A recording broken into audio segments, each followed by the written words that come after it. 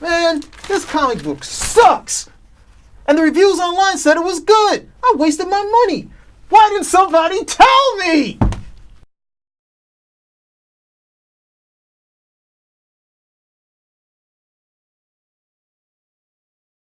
Next new would be next up would You be want to do Daredevil. Daredevil? Okay. Yeah. So, Daredevil, we have sort of a Daredevil in a heist sort of story. Daredevil has to get something, and he's enlisting Spider-Man's help. And it's a classic sort of Daredevil Spider-Man. Daredevil a tiny bit straighter than Spider-Man, and I guess supposedly fun ensues. For me, it was okay. The art is okay. There possibly some sort of fun thing. There's possibly some fun things in the story. I just needed a little more. They did have some bits that I did like, the Spider Tracer scene, because I looked at Spider Man and he's in this move and he has his motion, but I'm saying why is he in this motion, which led to something later, which was I felt was good.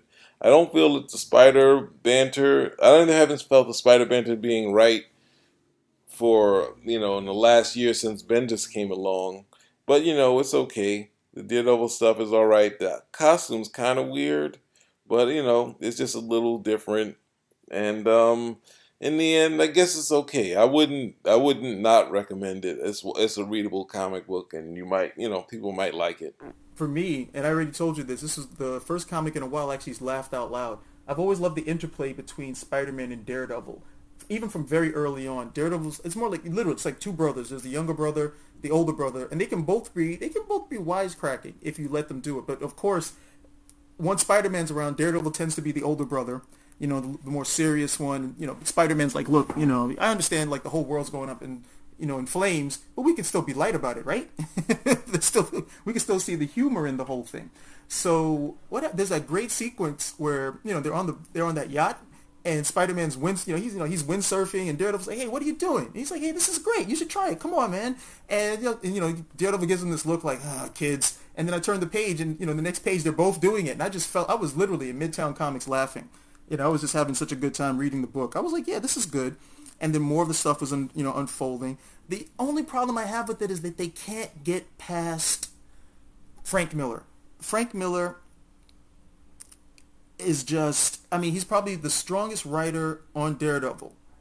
And his storylines have been so influential that they can't get past them. It's still about a lot of the stuff that he did back in the 1980s. And the biggest thing they never were able to get past was the secret identity being revealed to the Kingpin. They were never able to get past that. And now I'm reading a book in 2016, and it's still about his secret identity. I read on in the book, and Spider-Man's kind of like, look, we have this relationship, but I kind of feel like you're holding out something. And Daredevil have to say, yeah, people knew my secret identity, and I had to do some stuff so I could get that out of the way, and so on and so forth. So I'm like, okay, from Born Again, we get to 2016, so we're going on how many years now? Well over 30 years. And it's still about that story where his identity is revealed to the Kingpin, and they have never been able to put that to bed. They have never been able to get away from it, and it's not like they've been trying. They have just been digging a hole deeper and deeper with it. That was the only part of the story that really, disappointed me. After over 30 years, you guys have to do something with that. It's either everybody knows or he has a secret identity. It's pretty clear which way you need to go with it. It's clear which way you need to go with it, but man, it's just like, wow. I mean, Brian Michael Bendis exacerbated the problem by trying to tell that same story that Frank Miller did. He's like, but I'm going to decompress it and tell my version. And they let him do it because, of course, he was bringing his own audience, and they loved everything that he did, even if it sucked. So he blew it up, to a magnificent amount of proportion. Ed Brubaker came on and tried to manage it, and then Mark Waid comes on and says, no, I'm going to put Daredevil on a stand, and Matt Murdock on a stand, and make him admit that he's Daredevil in front of everybody. I was just like, you've got to let go of this. This is not a good thing for this character, and you've really boxed him in here, where after 30 some odd years, you're still coming back to this. It made everything else that was going on in the story, like, this is great, but you're still reminding me that 30 years later, you guys cannot get away from this one storyline. Well, that's the thing about the stuff Marvel was doing in general, early 60s Marvel, where they were doing some interesting things with the secret identity. some things obviously didn't always work, whereas Stan Lee tried to introduce Mike Murdock.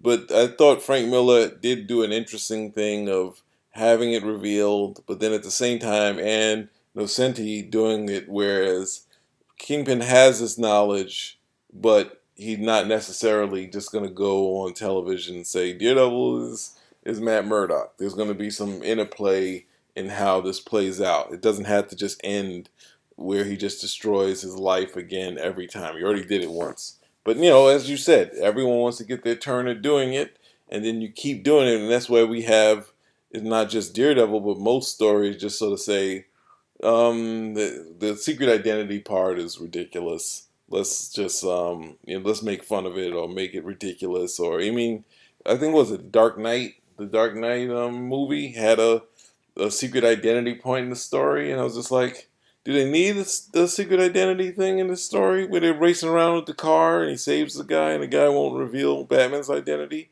It doesn't, unless you have something interesting to do with it, just leave it where it is and call it a day. But this heist thing was fine, so I don't know. I agree with you. I definitely agree with you, though. Don't have to do another secret identity thing for this.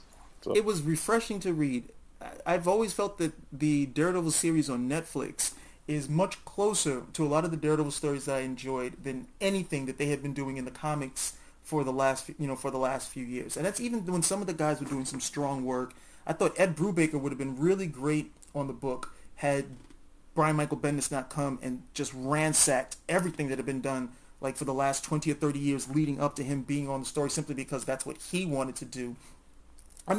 It was just a lot of damage. Even with Born Again was 7 issues. And when you looked at it, it's really like the last Daredevil story ever. You really don't, that would have been a great way just to end the series if you were canceling it. But, things continued onwards. So the one thing he did was he left it and say, no, this is going to be interplay just between these two characters. Nobody else is going to know. Okay, the Kingpin is going to know, and Daredevil's going to know that he knows, and that's it. And he's going to try to take him out, but realize he can't do it. And because the Kingpin is still operating on some level of honor, where he wants to be the one to take him out, not necessarily just throw everything at him. That's how this is going to play out. That works for a certain period. Of time. And then they actually did some nice natural progression stories where they had the fall of the Kingpin, where Daredevil was like, okay, fine, I'm not going to play with you anymore. I'm taking you down. And then we had, you had a little bit of reciprocity that way. But, once it became, okay, it's going to be a full-blown secret, that's when it becomes a joke. The secret, if you really wanted to look at it, I hate to say realistically, but if you want to put that amount of veracity on it, if you want to put that, verisimilitude towards it, yeah, you need it. Certain characters don't need to have a secret identity because they're okay. Daredevil needs it because he's this lower-level character in terms of power. Okay, and the guys if just 5 or 6 of the guys he knows or, fights on a regular basis understands who he is, it's not necessarily him they'll go for. The people that they would go for around him have very limited means of defending themselves. And even if he were to try to get to them to help, he has very limited means of trying to get everybody together or being here to stop this, that sort of thing. So it's not something that if you wanted to justify it, it's very easy to justify. But these guys more so wrote it because they didn't want to have to be bothered with the secret identity. They're like, oh, I don't want to have to be bothered with this. Why can't everybody just know? And that's one less thing for me to have to lift and so on and so forth. So laziness on their part is what affected that. But man, after 30 years, you would think, come on, just do what's necessary. Get Doctor Strange in here. What have you, just, erase it, mind wipe, do what you have, but put it to bed so it's no longer an issue. It's been an issue for every single major run on Daredevil since Frank Miller has done it. Every single one. They have never been able to get away from this. They did it with Spider-Man. Spider-Man. They brought in Mephisto to get rid of that. You would think they could do it with this character. It's the only thing that kept this book from being a 5 for me. It was like a really nice pickup, and it was just seeing that, you know what? Nope, I can't buy this book regularly because you still have this particular problem. That's an issue. So with that, what is your score? Oh, this is a 4. That's a 4. I'm going to 3. Not saying it's bad. I just think it's enjoyable. And, I just think it's an enjoyable book to read. Thanks Spinnerag. You save me money.